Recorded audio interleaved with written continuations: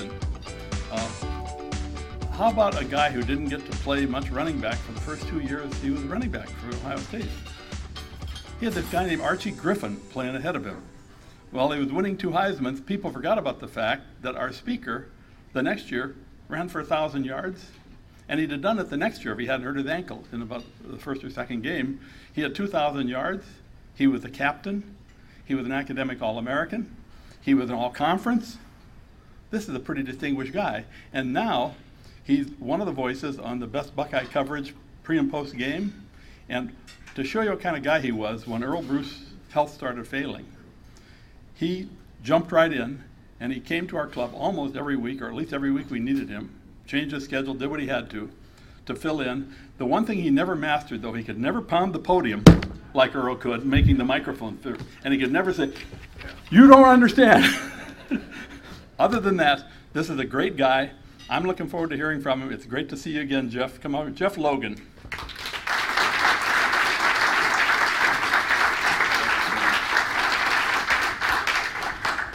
Thank you. Gosh, it's great to be here. And OH. Yeah, God, isn't it fun to start feeling that way again a little bit? We'll talk maybe some of the details of some of the other stuff that's been going on in our community, but what a great time it is to be here with the Rotary. I got caught up a little bit with some of the service projects that you guys and gals are involved in, and congratulations for what you're doing in terms of paying forward. I think it's absolutely excellent with the students, with the veterans that are out there. I think it's absolutely incredible what Rotary is all about. My first exposure to Rotary, though, was the Columbus Rotary Club when I was a student at The Ohio State University. My grandfather, Russell Campbell, was a longtime member of Columbus Rotary. He was head of the Columbus AAA, American Automobile Association here in town. And I remember him bringing me routinely as his guest to Rotary. And it was obviously the Columbus Rotary that we participated in. So it brings back great memories to be here and be part of this. So let me talk a little bit about how I got to Ohio State. My dad, Dick Logan, and you've been to all those games since 1953. My dad was a member of Woody Hayes' first team back in 1951. In fact, my dad and I are the only one of 2 father-son tandems to play for Coach Hayes in the history of Ohio State football under Woody Hayes. And I've kind of always thrown that out there as a trivia question as to who is the other. All right? Anybody want to offer that up that hasn't already heard me ask that question? Who is the other father-son tandem to play football for Woody Hayes? I'm sorry? Herb Street, good guess, but Kirk never played for Woody. Shafrath is not correct. Duggar is not correct. How about Hop Cassidy and Craig Cassidy? Yeah, the Heisman Trophy winner. My dad and I both got the opportunity to play with Heisman Trophy winners, so we're taking full credit for those guys winning Heismans. When I went through the recruiting process, everybody kind of had the assumption that this kid from North Canton would end up at Ohio State because of the legacy of my dad having been there with Woody, and I was certainly very much interested in going to Ohio State, but I was also blessed to be able to be recruited by a lot of different schools, and the likes of Bo Schembechler and Joe Paterno and coaches from all over the country spent time with me. And one really important recruiting lesson that I learned early on, I was invited to go visit Notre Dame. And the weekend that I was there was actually the weekend that in basketball, Notre Dame upset UCLA with their, 73-game winning streak. And I was there in the Convocation Center watching that game as Notre Dame upset UCLA. So here's a kid from Ohio, not Catholic, have no interest in Notre Dame other than pretty good school. And all of a sudden, the bug bites me, and I think, you know what, this might make some sense. This is a pretty cool place. So on Sunday morning, I got the opportunity to go meet with the coach, Ara Parsegian. And I walked into his office Sunday morning, and I knew what was coming. That's where you get the close from the coach. I want your verbal commitment that you're going to be here at Notre Dame. And I said to the coach, I said, I didn't think this would fit, but my goodness, I got all excited last night in that basketball game. I can see the value of the traditions and everything else associated with Notre Dame. But Coach, I got to tell you, it's very important. My family hasn't had a chance to meet you, and I would love the opportunity for you to come visit in our home. And he kind of leaned in on his desk and he said, Jeff, let me explain something to you. I never leave this room for an athlete. And it was kind of interesting. Bear Bryant, Woody Hayes, Bo Schembechler, and Joe Paterno had been in my house the week before. And I thought, you SOB, for lack of a better term. I walked out of there with full knowledge that I hated Notre Dame then, and I've hated them forever. That is not the way you recruit young men when you're talking about the importance of their families. When I was at Ohio State, one of the great stories in my playing at Ohio State, finally got Archie Griffin out of the way and was a starting running back, had a great opening game against Michigan State. There was life after Archie. I mean, there was real concern that was going to happen. And we as a team decided that we were going to try and be the best that we could be even after all those great seniors had left. So week number 2, we traveled to Penn State to play the Nittany Lions, and it was really important for us and me personally to try and have a big game then because Joe Paterno meant so much to me. And I wanted to make sure he knew that his hard recruiting was for the right kind of guy. And we were traveling over to Penn State, and back then it wasn't like stagecoaches, guys, when I played. So, but the landing strip at State College was so short that we couldn't actually take a charter jet for our entire team into State College. We had to break up into 2 separate airplanes, turboprops with the old Allegheny Air. You all remember Agony Air? All right. So we're flying over. And as first of all, we get to the airport, and Woody says, I want Red 1 and the Bucks, which was the first team offense and defense, to get on this plane, and I want the AYOs to get on the other plane. You know what the AYOs are, right? All you others. So we get in these 2 airplanes, we're going over, and it's a rotten day. I mean, it's storming, and we're bouncing all over the sky. It's just awful. And I'm sitting right beside Woody, and he's game planning through this whole thing, and we got guys that are white-knuckling it, hanging on, thinking this may be their last flight ever. The co-pilot comes back to Woody, and he says, Coach, we've got a problem. He says, if we go into State College, I got to tell you that the ceiling is at a minimum. And those of you that have any knowledge of flying know that you're allowed to shoot an approach into that, but it's recommended that you probably don't. And the co-pilot said, I recommend we go to Harrisburg, and you guys can bus back from there. And Woody started thinking about this, and first of all, I'm going, Coach, there's no decision to make here. We're going to Harrisburg. We're not going to do a what-if landing into State College. So Woody looks at the co-pilot after thinking about this a little bit, and he says, do me a favor. He says, radio the other plane, send them in first. If they go in okay, we're going in. That was his planning at best. They got in safely, so did we. We beat Penn State. It was a great win for the Ohio State Buckeyes that day, but it gave me a new sense of really understanding what Coach Hayes was all about. We won 4 Big Ten titles when I was there. It's something we're very proud of. Played in 2 Orange Bowls, 2 Rose Bowls, the Orange Bowl and the Sugar Bowl. And after I got out of school, Woody Hayes wanted me to go to law school. How many lawyers in here? All right, we got a handful. And I didn't want to be a lawyer, but Woody Hayes wanted me to be a lawyer. So I was trying to figure out how to skirt this because I did not want to be a lawyer. And I decided that after my pro football career had ended that I would go work for a law firm for a year and really see if it was in my blood, if that was something that I wanted to do. And I found out, in all due respect to all the lawyers that are here, that was not my area of interest. And I remember going back to Coach Hayes' office and explaining to him why I was going to make a career decision to get into the financial planning business as opposed to being in law. And he was disappointed, but he understood my desire to want to go out and help people and to do something of value. And I took that as his blessing to kind of move on, but I certainly understood what he wanted for me. Another story that I'll share with you that I think is kind of interesting, especially in light of this past week or so that we've gone through all the terrible stuff that we've gone through as a university, as a community, as a football program. When John Cooper was terminated, I was the standing president of the Varsity O Alumni Association, which represents all of the letter winners. And I was asked to be part of the selection committee for our new head football coach. Not exactly like this committee of people that were gathered to make the decisions that they had to make here in the past 30 days or so, but an important committee as it related to the future of the Ohio State University football program.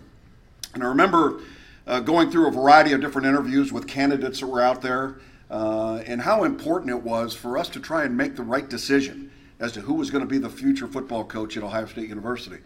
And we had some incredibly talented coaches that we interviewed, that we thought about, we talked about, and the one that kind of comes to mind is our athletic director at the time really wanted a West Coast influence into Ohio State. He wanted to change the culture of what Ohio State 3 yards in a cloud of dust had become, and wanted to do something a little bit different.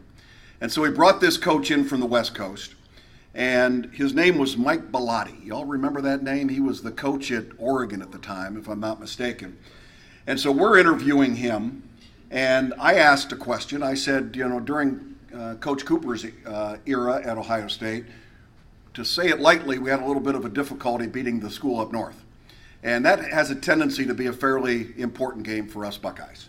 And our record against the team up north was not very good. What would you plan to do differently if you became the head football coach at Ohio State? And it was interesting. He kind of sat back and he said, well, first of all, do you play them every year? It kind of my reaction. And I could see our athletic director just sink in his seat. How do you go get ready for a job interview and not know the most important rivalry in all of college football, at least as it relates to Columbus, Ohio? And we said, well, yeah, actually we do. It's a league game, and we play them every year. He says, well, tell me this. Is it early in the season or later in the season? And, it was just one of those things that just kind of caught my attention. And after it was all over and done with, we couldn't get out of that interview fast enough. I remember our athletic director standing up and saying, now, guys, you got to disregard those comments. He says, he's really a good football coach. I said, well, he may be a good football coach, but he's never coming east of the Mississippi again. We don't want any part of him. So let me talk a little bit about the 2018 season, because there's the greatest secret in town right now is that there have been 95 young men that have been busting their rear ends for the last 3 or 4 weeks, getting ready to make you proud of what they do on Saturday afternoon, proud of what they do during their week, proud of what they do in the classroom. And certainly no attention has been given to these young men for the hard work that they've been going through, the coaches that have been involved in that, the trainers, whatever it might be, that have been involved in this preparation that we're finally going to see the unveiling of on Saturday afternoon at noon. And the thing that frustrates me is that we can't spend the time and attention that it really deserves to honor the hard work that these guys are going through. The key to success for this year, this didn't change in the month of August. It changed back when J.T. Barrett finally graduated. It changed when a quarterback transfers to LSU and we get Dwayne Haskins as the future. And I got to tell you, the success of this football program to be at the level that we want it to be will be the efficiency of that quarterback play, and it'll be Dwayne Haskins who will have that responsibility to make that happen. Will there be some packages that'll be mixed in for this kid from Las Vegas, Tate Martell, to be able to play? I think so. But I got to tell you that there were a lot of people out there that criticized a fabulous quarterback in the history of Ohio State football, and that was J.T. Barrett. We're going to miss his leadership. We're going to miss his consistency. We're going to miss his ability to pick up the first downs whenever it was really necessary for Ohio State to get those first downs, including the one that Jim Harbaugh says was that short. All right? Easy.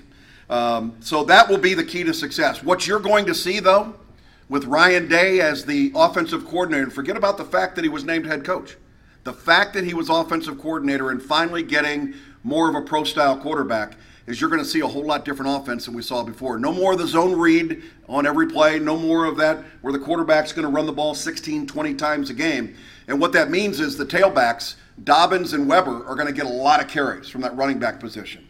And we will establish the run for the ability to be able to throw the football. That's what it's all going to be about, I think, is to try and throw the football by establishing the run, get those safeties to start creeping up and be able to hit the home run. I think the defense will be spectacular, top 3 in the country without any question at all. The front 7 are spectacular. We need Tough Borland to be able to get back from this injury that he had with his Achilles, but it appears that he is good to go. But I think we're going to have a terrific season in 2018. You know, the events that have come up over the last 30 days are going to impact this football team one way or another. They're either going to be confused by all of the social media that's out there and all the criticism that's coming from a national and a local basis, or they are going to band together as a group of brothers. And I think that's the direction that this group will go.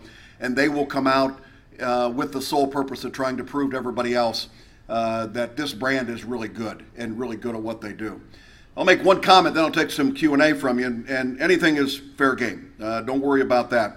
But Urban Meyer and I have gotten to know each other very, very well.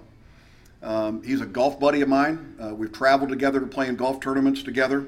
I was invited by him to come speak to the team in the early years or 2 that he was here in his Real Life Wednesdays, where they try and bring former players in that have succeeded at some level in their business to try and talk to the athletes about what do you do when the applause stops. Because very few of these young men are going to make it to the NFL, and those that do have an average life expectancy in the NFL of only a couple of years. So you're going to have to be prepared to do the right things. See, when Urban Meyer was hired here, I was not a fan of the decision because I didn't want that guy that was at Florida. I didn't want him coming in here and winning at all costs. I did not want our program to be in disarray after he left. And as I got to know the man and spent more time with the man, I know that the man had changed. I really believe that, all right? And over the 3 or 4 years early on, yeah, I like the wins. I like the 73-8 record. I like all that good stuff. But I think this man deeply cares for family. I think he deeply cares for his athletes. And I think a decision to continue Urban Meyer as a head football coach, take off the rose scarlet-covered glasses and understand that this is the right man to lead these young men. That's my opinion, and that's kind of how I feel about it. So, thank you. You know, one of the things I learned from Woody Hayes was to try and live a life of significance and be committed to excellence. And that's one of the things that I've tried to do. Wake up every day and try and make a difference in somebody else's lives.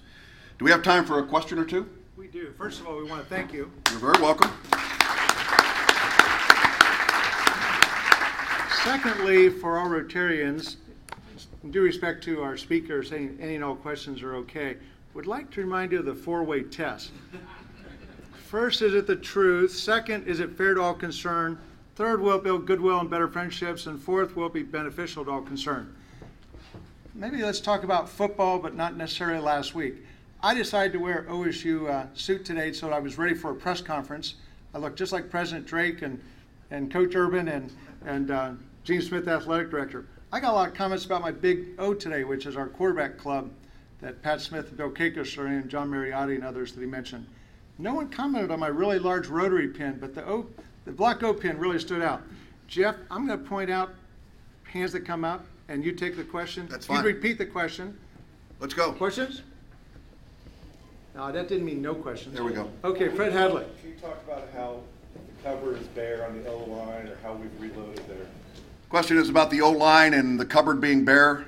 You know, we did graduate a couple of guys, but this kid, the starting left tackle, Michael Jordan, who they're moving to maybe center, we'll see, along with Isaiah Prince, who's in that offensive line. I think we've got enough up there to be able to make a huge hole in the up front. I don't think offensive line is going to be a concern. It's a maturation process. And I don't know the kid's name, but the brand new freshman from the state of Florida that came out of the IMG Academy that is like 6'8" and 330 and a 4.0 student, let me tell you what, that kid will flat play right away. He'll be good. You'll be proud of your offensive line. Another question back there. Jeff, you talked about the defensive line being spectacular, and I think a lot of people are talking about Nick Bosa. But can you talk about the other kids, the other front six that are going to line up on that side of the ball? Well, what's really interesting is Bosa's the guy that's getting all the attention, obviously, and he's really, really good at what he does. If it gives you any idea, the fact of the matter is we're going to have 8 guys rotate through that defensive line of 4, and by any stretch, those 4 would be terrific for any football team.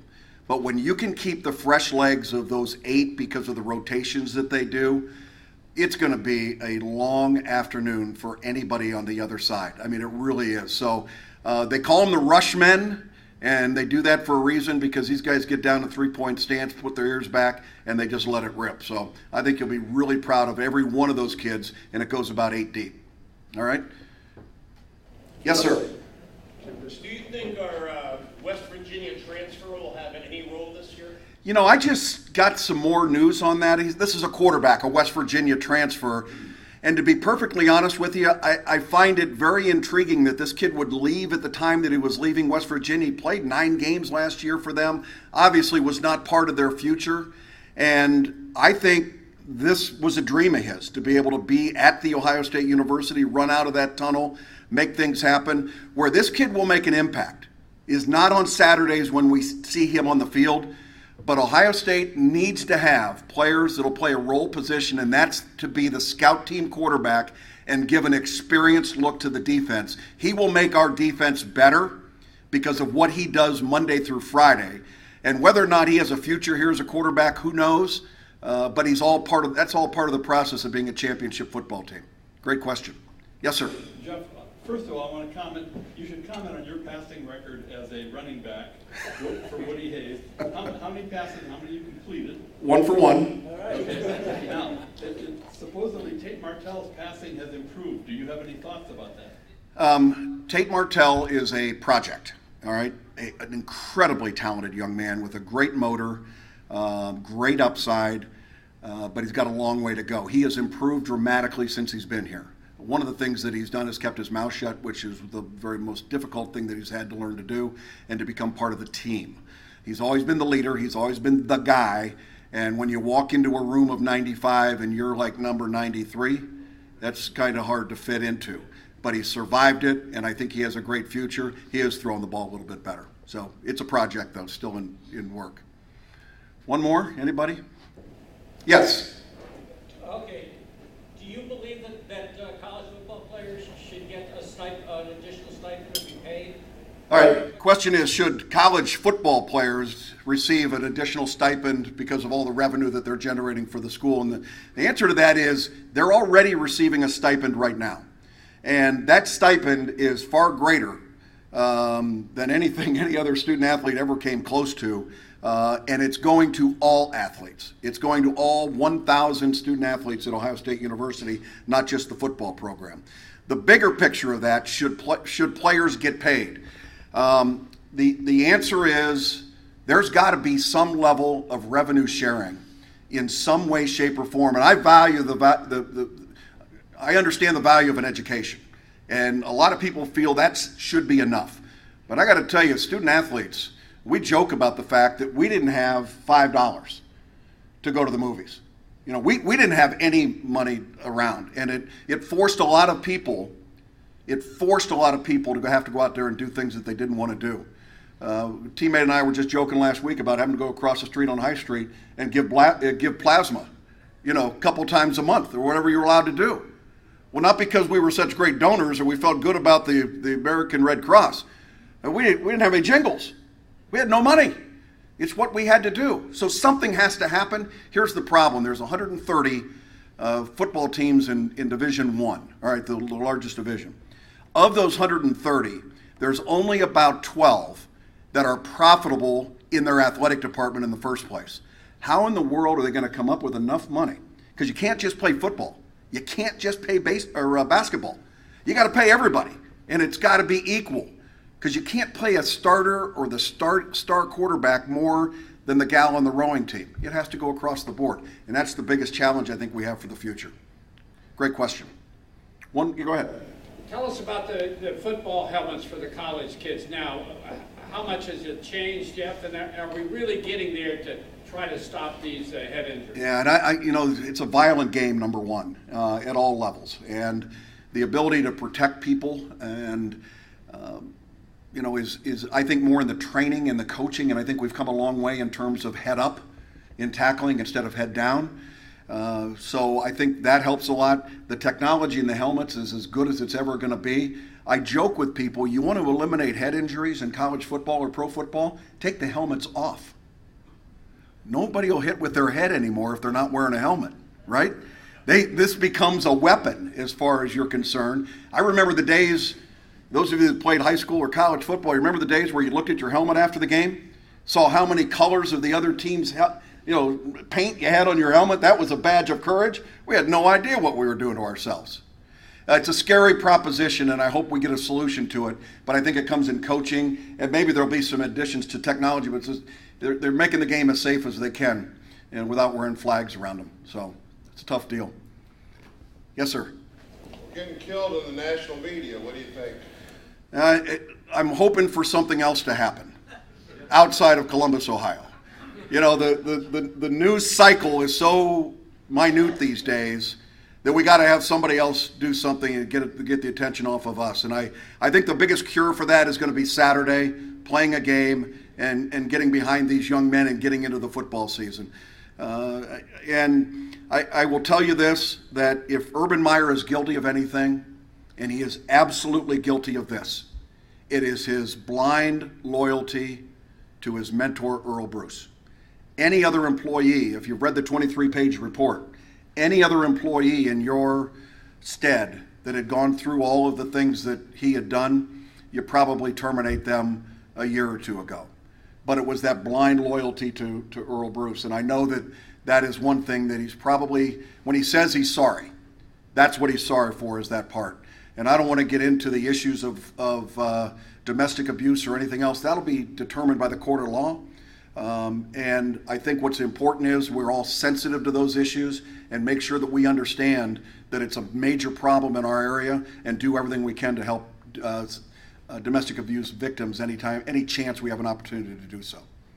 So, everybody, I thank you for the opportunity. We do pre and post game on 105.7 The Zone FM. We're right there on Lane Avenue. Broadcasting. If you're going by the game, stop and say hello, wave, and whatever. And also Thursday night football on the CW. We do high school football live on Thursday nights beginning at 7 o'clock. We had a game last week and been broadcasting those games for a lot of years. And this week we've got New Albany at Scioto, so it ought to be a pretty decent game. But if you're bored you don't want to watch a Cleveland Browns game end 5-0. Watch us on TV on Thursday nights. Thanks, everybody. Go Bucks. Thank you to bringing all the guests today. It was a wonderful turnout. And with that, past Executive Director Nancy Remo will ring the bell to adjourn the meeting. Okay.